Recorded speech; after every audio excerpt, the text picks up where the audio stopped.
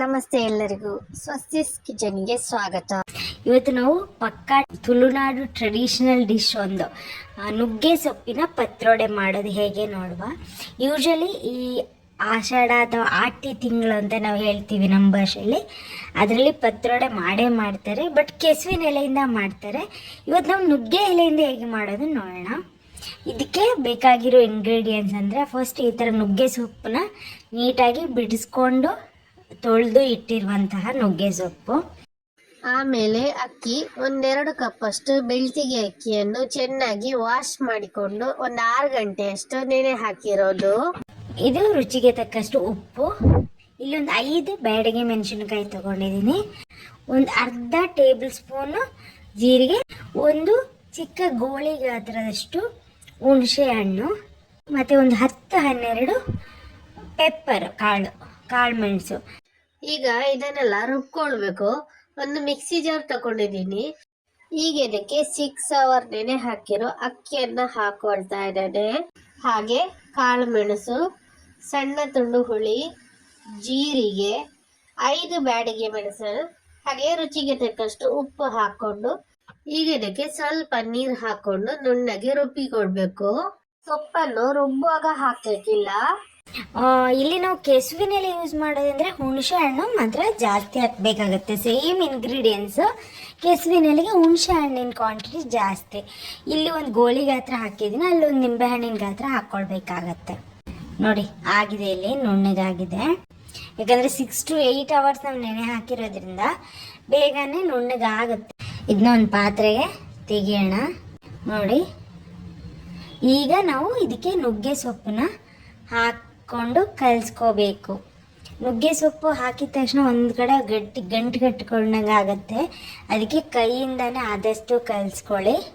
Friends, ನಿಮಗೆ ನಮ್ಮ videos ಎಲ್ಲ ಇಷ್ಟ ಆದರೆ ಲೈಕ್ ಮಾಡಿ, ನಿಮ್ಮ ಫ್ರೆಂಡ್ಸ್ ಫ್ಯಾಮಿಲಿ ಜೊತೆ ಶೇರ್ ಮಾಡಿ, ಆ್ಯಂಡ್ ನಮ್ಮ ಚಾನಲ್ನ ಸಬ್ಸ್ಕ್ರೈಬ್ ಮಾಡಿ. ಈ ಥರ ಎಲ್ಲ ಎಲೆಗಳು ಈ ಹಿಟ್ಟಲ್ಲಿ ಬೆರೆತ್ಕೊಳ್ಳೋಂಗೆ ಕಲಿಸ್ಕೋಬೇಕಾಗತ್ತೆ. ಸೇಮ್ ಪ್ರೊಸೀಜರು ಇಲ್ಲೇ. ನುಗ್ಗೆ ಸೊಪ್ಪು ಬದಲು ನಾವು ಕೆಸುವಿನ ಸೊಪ್ಪು ಹಾಕೋದಂದರೆ ಕೆಸುವಿನ ಸೊಪ್ಪನ್ನ ಸಣ್ಣಗೆ ಹಚ್ಕೊಳ್ಬೇಕು. ಆಮೇಲೆ ಈ ಥರ ಬಾಳೆ ಎಲೆ ಏನಿದೆ ಇದನ್ನ ಚೆನ್ನಾಗಿ ಬಾಡಿಸ್ಕೊಳ್ಬೇಕು. ಈ ಥರ ಬಾಡಿಸ್ಕೊಂಡಿಲ್ಲ ಅಂದರೆ ಫೋಲ್ಡ್ ಮಾಡಬೇಕಾದ್ರೆ ಒಡೆದು ಹೋಗುತ್ತೆ. ಇದರಲ್ಲಿ ನಾವೀಗ ಕಡುಬು ಥರ ಕಟ್ಟಿ ಬೇಯಕ್ಕಿಡೋದು. ನೋಡಿ, ಈ ಥರ ರೆಡಿ ಮಾಡಿ ಇಟ್ಕೊಂಡ್ರೆ ಬೇಗ ಮಾಡಿಸ್ಕೊಳ್ಬೋದು. ಈಗ ಆ ಎಲೆ ಸೈಜ್ ಮೇಲೆ ಎಷ್ಟು ಹಿಟ್ಟು ಹಿಡಿಯುತ್ತೆ, ಅದಕ್ಕೇನು ಇಷ್ಟೇ 2 ಸ್ಪೂನು 1 ಸ್ಪೂನು ಆ ಥರ ಇಲ್ಲ. ಎಲೆ ಸೈಜ್ ಮೇಲೆ ನಾವು ದೊಡ್ಡದು ಚಿಕ್ಕದು ಕಡುಬು ಕಟ್ಕೊಳ್ಬೋದು. ಈ ಥರ 4 ಸೈಡಿಂದ ಫೋಲ್ಡ್ ಮಾಡಿ ಲಾಕ್ ಮಾಡಿಕೊಂಡ್ರೆ ಆಯಿತು. ನೋಡಿ, ಇಷ್ಟೇ. ಇದನ್ನ ಈ ಥರ ಉಲ್ಟಾ ಇಟ್ಕೊಂಡ್ರೆ ಆಯಿತು.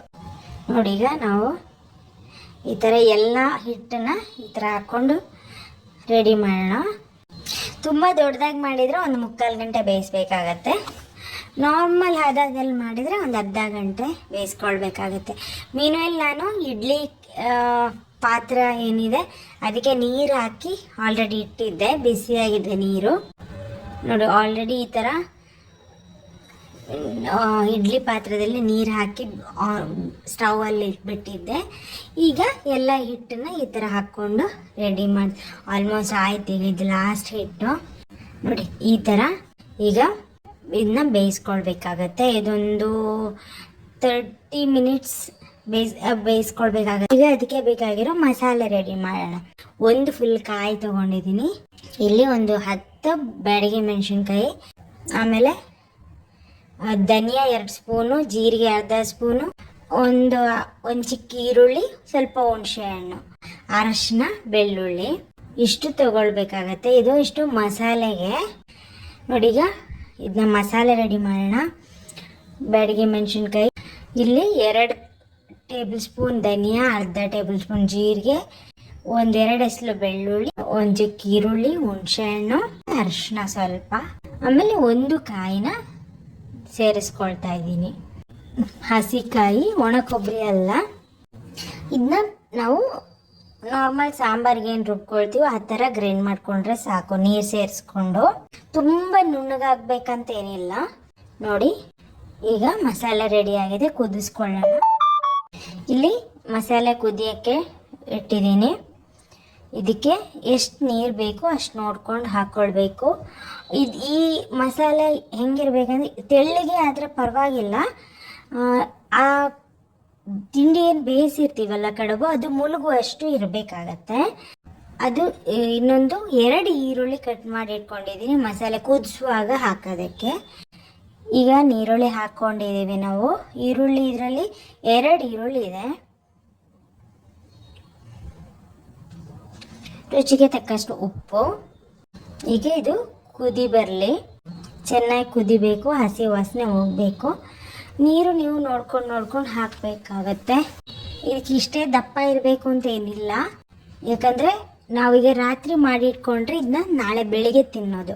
ಸೊ ಆವಾಗ ಏನಾಗುತ್ತೆ ಅಂದರೆ ಈ ಕಡುಬು ಏನಿರುತ್ತೆ ಅದೆಲ್ಲ ಹೇಳ್ಕೊಂಡಿರುತ್ತೆ ರಸನ. ಇದು ಕುದೀಲಿ, ಈಗ ಮುಚ್ಚಿಟ್ಟು ಕುದಿಸೋಣ ಇದನ್ನ.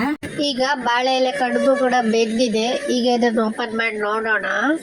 ಈಗ ಓಪನ್ ಮಾಡಿ ನೋಡಿದರೆ ನಮ್ಗೆ ಗೊತ್ತಾಗುತ್ತೆ ಬಾಳೆ ಎಲೆ ಕಲರ್ ಫುಲ್ ಚೇಂಜ್ ಆಗಿದೆ, ಬೆಂದಿದೆ ಇದು. ಈಗ ಬಿಡಿಸಿ ತೋರಿಸ್ತೀನಿ ನನಗೆ ಹೆಂಗೆ ಬರುತ್ತೆ ಈ ಕಡುಬು ಅಂತೇಳಿ. ನೋಡಿ ಈ ಥರ ಬಂದಿದೆ ನೋಡಿ, ಇಲ್ಲಿ ಬೆಂದಿದೆ. ಇದನ್ನ ಈಗ ಈ ಥರ ಎಲ್ಲ ಕಡುಬುಗಳನ್ನ ನಾವು ಎಷ್ಟು ಬಿಡಿಸಿಟ್ಕೊಳ್ಳೋಣ. ಸ್ವಲ್ಪ ತಣ್ಣಗಾದ್ಮೇಲೆ ಇದನ್ನ ಪೀಸಸ್ ಮಾಡಬೇಕಾಗತ್ತೆ. ನೋಡಿ ಈ ಥರ ಎಲ್ಲನೂ ಓಪನ್ ಮಾಡಿ ಇಟ್ಕೊಂಡಿದ್ದೀನಿ ನಾನು. ಈಗ ಈ ಥರ ಸ್ವಲ್ಪ ದೊಡ್ಡ ಪೀಸ್ ಮಾಡಬೇಕಾಗತ್ತೆ. ತುಂಬ ಚಿಕ್ಕದಾಗಿ ಮಾಡಿದರೆ ಮಸಾಲೆಯಲ್ಲಿ ಕರಡಿ ಹೋಗುತ್ತೆ ಅಂತ ಹೇಳ್ತಾರಲ್ಲ, ಆ ಥರ ಆಗುತ್ತೆ. ಹೀಗೆ ಎಲ್ಲವನ್ನು ಕಟ್ ಮಾಡಿಕೊಂಡು ಒಂದು ಬೌಲಿಗೆ ಹಾಕಿಕೊಳ್ಳಿ. ಈಗ ಮಸಾಲೆನ ಒಂದ್ಸಲ ನೋಡ್ಕೊಂಡು ಬರೋಣ. ನೋಡಿ ಈಗ ಮಸಾಲೆ ಚೆನ್ನಾಗಿ ಬೆಂದಿದೆ. ಈಗ ಕಡುಬು ಪೀಸಸ್ನ ಸೇರಿಸ್ತಾ ಇದ್ದೀವಿ, ಪತ್ರೊಡೆ ಪೀಸಸ್ನ. ನೀನು ನೋಡ್ತಿರ್ಬೋದು ತಪ್ಪಲೆಯಲ್ಲಿ ಮೇಲೆ ತನಕ ಬಂದಿದೆ, ಅಂದರೆ ಚೆನ್ನಾಗಿ ಕುದ್ದಿದೆ ಅಂತೇಳಿ ಮಸಾಲೆ. ಇಲ್ಲಾಂದರೆ ಸ್ವಲ್ಪ ಹಸಿ ಸ್ಮೆಲ್ ಇರುತ್ತೆ. ಈ ಪತ್ರೊಡೆ ಪೀಸಸ್ ಹಾಕಿದ ಮೇಲೆ ಒಂದು 2-3 ಸತಿ ಚೆನ್ನಾಗಿ ಕುದಿಸಿದ್ರೆ ಸಾಕು. ನೋಡಿ ನಾನು ಆಗಲೇ ಹೇಳ್ದಂಗೆ ಎಲ್ಲ ಪತ್ರೊಡೆ ಪೀಸ್ ಮುಳುಗುವಷ್ಟು ಮಸಾಲೆ ಇರಬೇಕಾಗತ್ತೆ. ತೆಳ್ಳಗಿದ್ರೇನು ಪರವಾಗಿಲ್ಲ. ಈ ಒಂದು ಹಂತದಲ್ಲಿ ನಾವು ಉಪ್ಪು ಖಾರನೂ ಟೆಸ್ಟ್ ಮಾಡ್ಕೋಬೇಕು. ಏನಾದರೂ ಉಪ್ಪು ಬೇಕಂದರೆ ಸೇರಿಸ್ಕೊಳ್ಬೋದು, ಬಟ್ ಉಪ್ಪು ಕೇರ್ಫುಲ್ ಆಗಿರಬೇಕು. ಯಾಕಂದರೆ ಆಲ್ರೆಡಿ ಪತ್ರೊಡೆ ಮಾಡೋ ಟೈಮಲ್ಲೂ ಹಿಟ್ಟು ರುಬ್ಬೋ ಟೈಮಲ್ಲೂ ನಾವು ಹಾಕಿದ್ದೀವಿ, ಮಸಾಲೆಗೂ ಹಾಕಿದ್ದೀವಿ. ಸೊ ಒಂದು 2 ಕುದಿ ಬಂದಮೇಲೆ ನೋಡ್ಕೊಳ್ಳಿ, ಆಮೇಲೆ ಬೇಕಾದರೆ ಸೇರಿಸ್ಕೊಳ್ಬೋದು. ಇದು ಈಗ ಕುದೀಲಿ, ಚೆನ್ನಾಗಿ ಕುದ್ದ ಮೇಲೆ ಈಗ ನನ್ನ ಉಪ್ಪು ಆಲ್ಮೋಸ್ಟ್ ಸರಿಯಾಗಿದೆ. ಇನ್ನೊಂದ್ಸಲ ಕುದ್ದ ಮೇಲೆ ನೋಡೋಣ, ಬೇಕಂದರೆ ಸೇರಿಸ್ಕೊಳ್ಳೋಣ. ನೋಡಿ ಈಗ ಚೆನ್ನಾಗಿ ಕುದೀತಾ ಇದೆ, ಬಟ್ ಸ್ಪೂನ್ ಹಾಕಿ ತಿರುಗಿಸುವ ಕೇರ್ಫುಲ್ ಆಗಿರಬೇಕಾಗತ್ತೆ. ಯಾಕಂದರೆ ಈ ಪತ್ರೊಡೆ ಪೀಸಸ್ ಕಟ್ ಆಗಿಬಿಡತ್ತೆ. ನೋಡಿ ಇಲ್ಲಿ ಆಲ್ಮೋಸ್ಟ್ ಚೆನ್ನಾಗಿ ಕುದ್ದಿದೆ. ಇದು ನಮ್ಮ ತುಂಬ ಟ್ರೆಡಿಷ್ನಲ್ ಡಿಶ್. ಆ್ಯಂಡ್ ಈ ಒಂದು ಸ್ಪೆಷಲಿ ಕರ್ಕಾಟಕ ಮಾಸ ಅಥವಾ ಆಷಾಢ ಮಾಸ ಅಥವಾ ಆಟಿ ತಿಂಗಳು ಅಂತ ಏನು ಹೇಳ್ತೀವಿ, ನಾವು ಮಾಡೇ ಮಾಡ್ತೀವಿ. ಯೂಶ್ವಲಿ ಹೆಚ್ಚಿನ ಮನೆಗಳಲ್ಲಿ ಕೆಸುವಿನ ಸೊಪ್ಪಿಂದನೇ ಮಾಡೋದು. ಈಗ ಇದಾಗಿದೆ, ಇದಕ್ಕೆ ಒಗ್ಗರಣೆ ಸೇರಿಸೋಣ. ನಾನು ಹೇಳ್ದಂಗೆ ನಾನಿಲ್ಲಿ ಕೊಕೊನಟ್ ಆಯಿಲ್, ಕೊಬ್ಬರಿ ಎಣ್ಣೆ ಸೇರಿಸ್ತಾ ಇದ್ದೀನಿ. ನೀವು ನಿಮ್ಮ ಮನೇಲಿ ಯಾವ ಎಣ್ಣೆ ಯೂಸ್ ಮಾಡ್ತೀರೋ ಅದನ್ನ ಮಾಡ್ಬೋದು, ಬಟ್ ಈ ಥರ ನಮ್ಮ ಟ್ರೆಡಿಷ್ನಲ್ ಡಿಶ್ಗೆ ಕೊಬ್ಬರಿ ಎಣ್ಣೆ ಯೂಸ್ ಮಾಡಿದ್ರೆ ತುಂಬ ಚೆನ್ನಾಗಿರುತ್ತೆ. ಇದು ಸ್ವಲ್ಪ ಬಿಸಿ ಆಗಲಿ. ಒಂದು ವೇಳೆ ನಿಮಗೆ ಅದರ ಸ್ಮೆಲ್ ಇಷ್ಟ ಆಗಲ್ಲ ಅಂದರೆ ನೀವು ನಾರ್ಮಲ್ ಏನು ಅಡುಗೆ ಎಣ್ಣೆ ಯೂಸ್ ಮಾಡ್ತೀರೋ ಅದು ಹಾಕಿ. ನೋಡಿ ಈಗ ಬಿಸಿಯಾಗಿದೆ. ಇದಕ್ಕೆ ಸಾಸಿವೆ ಚೆನ್ನಾಗಿ ಸಿಡಿಲಿ. ಉದ್ದಿನ ಕಾಳು ಅಥವಾ ಉದ್ದಿನ ಬೇಳೆ, ಆಮೇಲೆ ಬೆಳ್ಳುಳ್ಳಿ, ಈಗ ನೀರುಳ್ಳಿ ಸಣ್ಣದಾಗಿ ಹಚ್ಕೊಂಡಿರೋದು, ಕೊಚ್ಚಿರೋ ಟೈಪ್ ಅಂತ ಹೇಳ್ತೀವಲ್ಲ ಆ ಥರ. ಇದು ಈ ನೀರುಳ್ಳಿ ಅಥವಾ ಓನಿಯನ್ ಏನು ಹೇಳ್ತೀವಿ ಅದು ಕೆಂಪಗಾಗೋ ತನಕ ಕಾಯಿಸ್ಕೊಳ್ಬೇಕು ಒಗ್ಗರಣೆನ. ಈ ಥರ ತಿರುಗಿಸಿದರೆ ಎಲ್ಲನೂ ಈವನ್ ಆಗಿ ಬಿಸಿ ಆಗುತ್ತೆ. ಈಗ ಇದಕ್ಕೆ ಒಣಮೆಣಸು ಸೇರಿಸ್ಕೊಂಡಿದ್ದೀನಿ. ಈ ಥರ ತಿರುಗಿಸಿದ್ರೆ ಇರೋದು ಕೂಡ ಸೈಡಿಗೆ ಬಂದು ಕೆಂಪಗಾಗತ್ತೆ, ಇಲ್ಲಾಂದರೆ ಸೈಡ್ ಅಷ್ಟೇ ಕೆಂಪಗಾಗತ್ತೆ. ನೋಡಿ ಈಗ ನಾನು ಕರಿಬೇವು ಸೇರಿಸ್ಕೊಂಡೆ. ನೋಡಿ ಈಗ ನೋಡ್ಬೋದು ನೀವು ಈರುಳ್ಳಿ ಆಲ್ಮೋಸ್ಟ್ ಕೆಂಪಗಾಗಿದೆ.